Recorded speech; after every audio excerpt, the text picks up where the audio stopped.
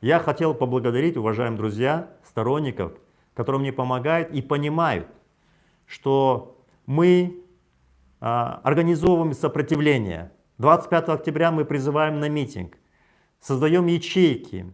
Это такой непростой процесс, потому что люди должны преодолеть страх. А для этого мы с ними должны работать, объяснять и убеждать людей. В этом направлении большая группа людей работает, в основном волонтеров, и которые тоже на самом деле нуждаются в финансовых ресурсах. Вы же понимаете, делать плакаты, каждый день сидеть часами, вырабатывать, писать видеоролики, делать обращения. Это серьезный труд. И у нас этой работой занимается пока без оплаты около 30 человек. Вот. Ну, вы видите, какая паника существует в Казахстане, как Токаев напуган, выходят генералы от МВД, и в ТикТоке там миллионные просмотры, власть показывает, что она напугана, угрожает и тому подобное. Это результат работы нашей именно. И я думаю, что вы правильно понимаете, что мы сейчас центр сопротивления. К сожалению, только мы. Я призываю любых, кто живет за пределами страны и готов организовать сопротивление, действовать вместе. Тут я вижу немало, ну это Нурбота, есть глупые люди, дураки, пишут, что вот там тебе хорошо в Париже сидеть далеко, вот, кайфовать. Давайте приезжайте сюда, покайфуем вместе. И вы увидите, как ваших родственников там запинают, как вас будут пытаться экстрадировать, все время будут нападать на улице и тому подобное. Попробуйте, приезжайте в Париж, кто считает, что здесь все круто, что можно так бороться дистанционно. Ну вот, я вот по судам сказал, теперь следующее. Мы выходим с различными лозунгами, требованиями, они озвучены. Это доплатить пенсионерам по 150 тысяч тенге существующим пенсиям. Мы говорим, чтобы работники экспортных предприятий требовали зарплату, чтобы у них была не менее 1 миллиона тенге. Сейчас у работников экспортных предприятий в лучшем случае в среднем 400 тысяч тенге, в лучшем случае. И то, все это изменилось только благодаря нашей деятельности, когда мы раскрыли, показали, что в мире нефтяники зарабатывают в среднем 10 тысяч долларов или около 5 миллионов тенге, а нефтяники получали 100-150 тысяч тенге, это буквально несколько лет назад. Вы помните, учителя получали тоже около 100 тысяч тенге максимум.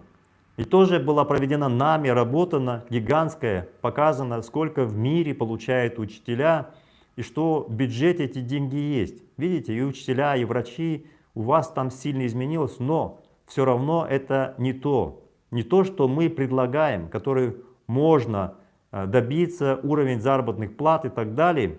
Совершенно отличается нынешняя ваша оплата, даже с учетом тех корректив, которые сделала власть под нашим воздействием, влиянием, чтобы вы понимали. Учителя же не бастуют, не выходят на протесты. Они в лучшем случае только помогают режиму, подделывают итоги голосования на парламентских и президентских выборах.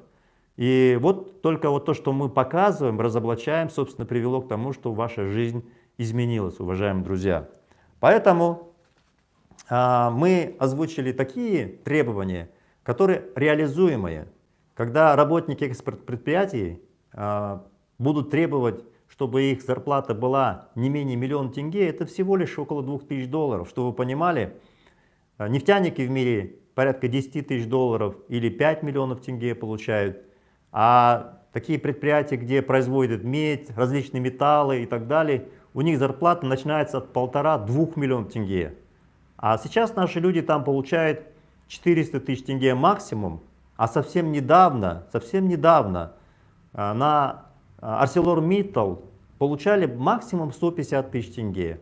Опять же, опасаясь, что мы сумеем объединить работников экспортных предприятий, Назарбаев, Токаев шаг за шагом корректировали вашу заработную плату. И то она ничтожная, она в 10 раз меньше, чем то, что вам должны платить.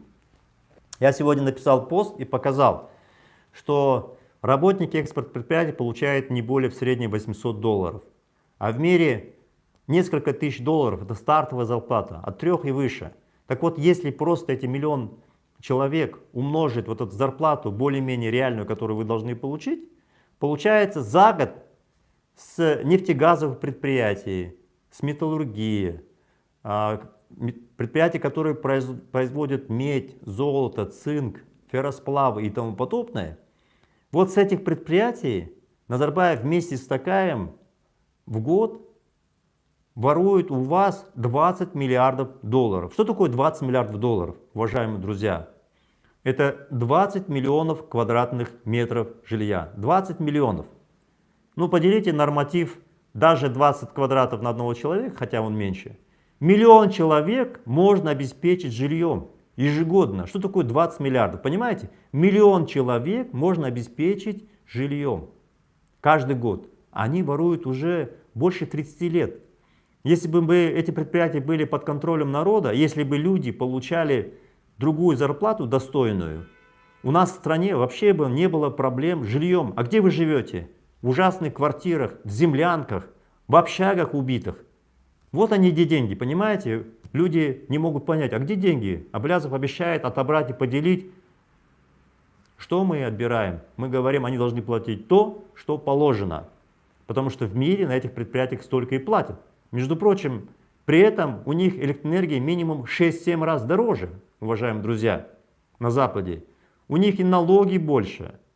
И при этом они платят такие деньги.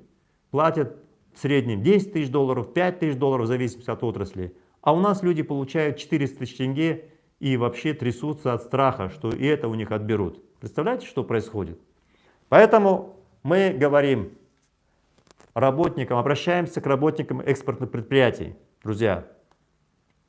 Но в частности мне писали люди из Донского ГОКа, Хромтау, Актюбинская область. Там они создали чат, в котором больше 500 человек.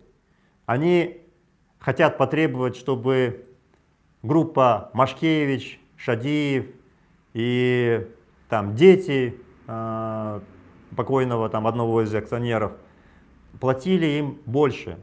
Вы должны требовать, чтобы заработную плату вам платили не менее 1 миллиона тенге. Не менее 1 миллиона тенге. Это экспортные предприятия, занимающие в мире ведущие позиции. Хромовые предприятия, ферросплавы и тому подобное. Не менее 1 миллиона тенге. Поэтому, если вы не понимаете, как этого добиться, выходите на связь со мной в Telegram, в Instagram.